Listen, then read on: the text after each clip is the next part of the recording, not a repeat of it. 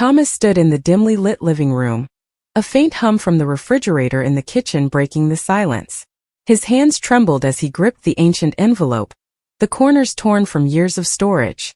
The letter inside was addressed to him, but not in his mother's handwriting as he had expected. It belonged to Taylor, his father. Or at least, the man he'd known as his father for the past 25 years. The words on the page blazed into his head, each sentence tearing apart what he thought he understood about his life. It had begun as a regular Saturday. Thomas had been rummaging through the attic, looking for his old baseball glove to show his nephew during his visit. The attic was a maze of forgotten memories. Boxes of his mother's clothes, heaps of faded photographs, and dusty furniture that hadn't seen light in decades. He had come upon a locked metal box, hidden beneath a pile of Christmas ornaments. Curiosity got the best of him, and after some effort with a rusted screwdriver, he pried it open. The envelope was sealed with a single piece of tape, with his name scrawled across the front in Taylor's distinctive slanted style. Thomas didn't think much of it at first. Taylor was constantly leaving notes, reminders to fix the sink, grocery lists, and cryptic messages about family issues that never made sense. But that wasn't a note. It was a letter from 10 years ago, and it began with words that made his stomach drop. Thomas, if you're reading this, I apologize. I've kept something from you, and I hope one day you'll understand why. He slipped to the attic floor, the cold wood groaning beneath him, and continued reading.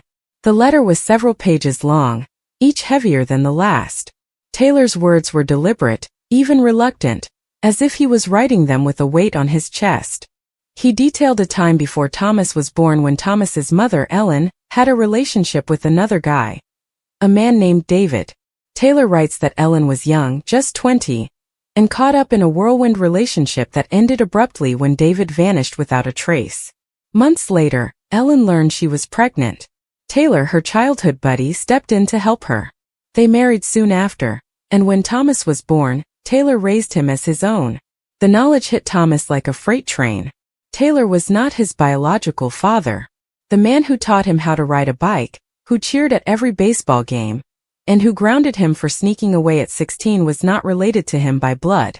According to the letter, Taylor wanted to inform him sooner, but Ellen insisted on keeping the news a secret. She thought it would break Thomas, making him feel like he didn't belong. Taylor had followed her requests, but remorse had gnawed at him for years, prompting him to write the letter and store it away, hoping Thomas would find it one day. Thomas's immediate inclination was to confront Taylor. He hurried downstairs, clutching the letter tightly in his hand, his pulse racing with rage and disbelief. Taylor was in the kitchen, sipping coffee and reading the newspaper, unaware of the impending storm. Thomas slapped the letter into the table, causing Taylor to drop his mug. Coffee had spilled on the floor, but neither of them moved to wipe it. "What is this?" Thomas insisted, his voice shaking. "Tell me this is a lie." Taylor's face became pale as he saw the letter. His eyes, always warm and steady, darted away, unwilling to meet Thomas's gaze. "Where did you find that?" he inquired calmly. "In the attic. Locked away like a nasty secret. Is this true? Aren't you my father?" Taylor inhaled softly, his shoulders slumped. "Thomas, Answer me," Thomas yelled, his voice echoing around the small kitchen. "Are you my father or not?" Taylor looked up, his eyes gleaming. "I'm your father in every way that matters," he added softly. "But no, I'm not your biological father." The words felt like a punch in the stomach. Thomas fell back and grabbed the edge of the counter for support. His entire life seemed like a fraud.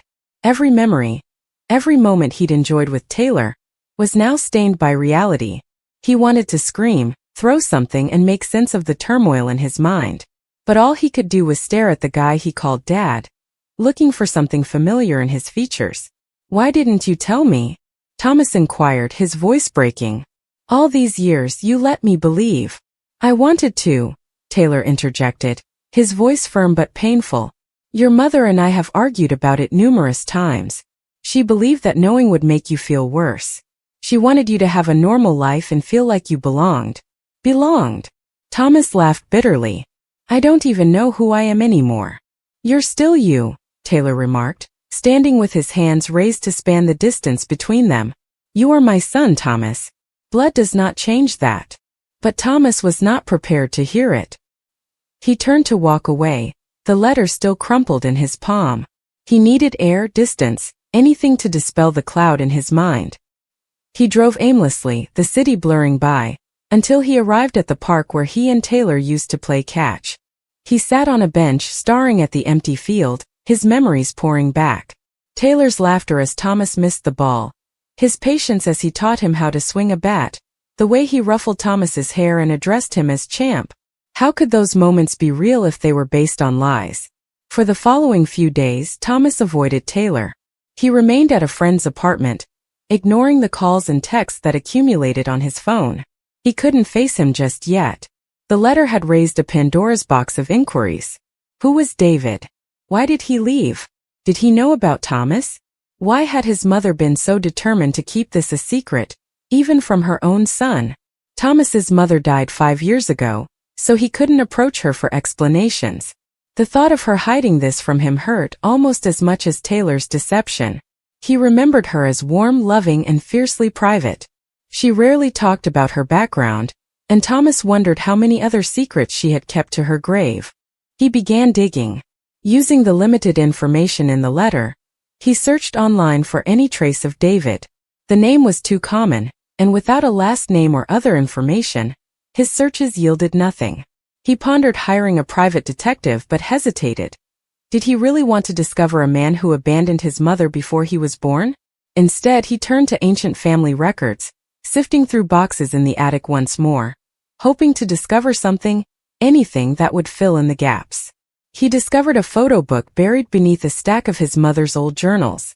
The album was little, and the pages yellowed with age. Inside, Thomas found images of his mother in her early 20s, smiling brightly in a way he hadn't seen in years. In one photo, she was standing close to a man with black hair and a crooked smile. They were on the beach, the breeze ruffling their hair and their arms locked around each other. On the back, in his mother's handwriting, there was only one word: David. Thomas looked at the photograph, his heart beating. This was the man who was his biological father. He looked for any likeness to himself in the stranger's face, but it was difficult to tell. The man's eyes were obscured behind sunglasses, and his features were indistinct due to the aged quality of the photograph. Still, Thomas felt a weird pull, a need to learn more. He brought the photo to Taylor, unable to remain away any longer. When Thomas entered the house, Taylor was in the living room, appearing older and more exhausted than Thomas had ever seen him. The sight moved Thomas, but he brushed it aside while holding up the photo. "Who is he?" Thomas inquired, his voice softer but still harsh. Taylor snapped the photo, his hands trembling slightly. "That's David," he announced after a long delay. "Your mother adored him. He was charismatic, I suppose, full of big dreams. But he was not trustworthy. He abandoned her without a word, and she was crushed." "Did you know him?" Thomas asked. Taylor nodded. "We weren't really tight, but I did know him. He stayed for a few months before leaving. I do not know where he went. Your mother never heard from him again." Thomas sat down, the weight of the talk pressing against him. "Why haven't you told me? Even after Mom died, you could have said anything." Taylor sighed and ran his hand over his graying hair. "I wanted to. But every time I tried, I could see how profoundly you were wounded by her loss. I did not want to add to that. And honestly, I was terrified. I'm afraid you'll look at me differently and cease viewing me as your father." Thomas wasn't sure how to answer. Half of him wanted to lash out, blaming Taylor for everything, but another half, the one that remembered all the years of love and support, could not ignore the truth in Taylor's words. He had been Thomas's father in every manner that mattered. But the secret ached, like a wound that wouldn't heal easily. Over the next few weeks, Thomas struggled with his emotions. He alternated between fury and melancholy, wanting to confront the past and bury it. He began attending a therapist, hoping that someone could help him disentangle his feelings. The sessions were difficult, pushing him to confront questions he would rather avoid. Did he want to find David? Did he have to? And what did it mean to be a son, a father, or a family? Thomas slowly began to repair his friendship with Taylor. It was not easy. There were awkward silences, and the weight of the secret lingered between them. But Taylor was patient, allowing Thomas room while remaining present, as he always had. They started small, sharing a meal, watching a game, and discussing anything other than the letter. Over time, Thomas came to see Taylor not as the man who lied, but as the man who decided to stay and nurture a child who was not his by blood. One evening, as they sat on the porch watching the sunset, Thomas finally said what he'd been holding back.